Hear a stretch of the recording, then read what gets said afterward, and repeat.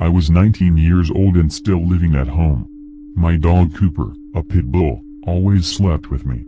He would never wake up at night, let alone bark or whine. This is one of the reasons I was so unnerved when I was awoken around 3 a.m. one dark night. When I was awake enough to know what was happening, I noticed that Cooper was standing over me.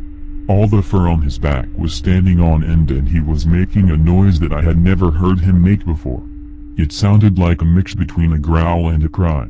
I was more worried about him than about what had frightened him at that point. That is, until I noticed what he was looking at. Cooper was staring straight at the window right next to my bed. He had such anger and fear in his eyes. I did not even know such emotion could be displayed by a dog's eyes. As soon as I looked at the window, Cooper turned around and sprinted out of my room.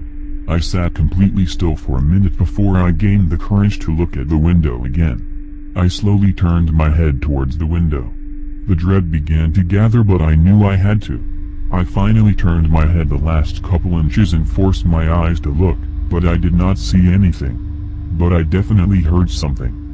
I sat completely still in my bed, suppressing the childish urge to cover my face with blankets and hope whatever was out there went away.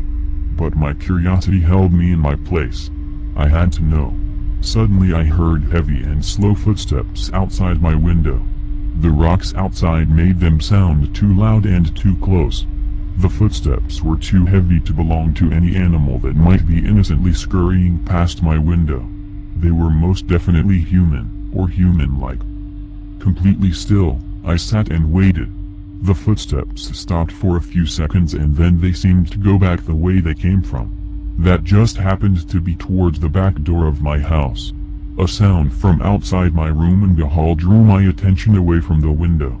It sounded like Cooper running down the hall. Before I could react, the back door opened and closed. Someone had let Cooper out.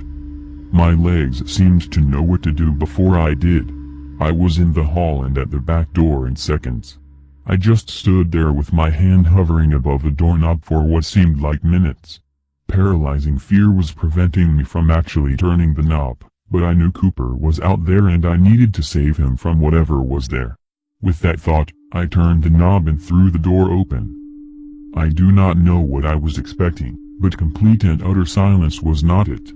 The countryside is usually much more lively at night with crickets and all.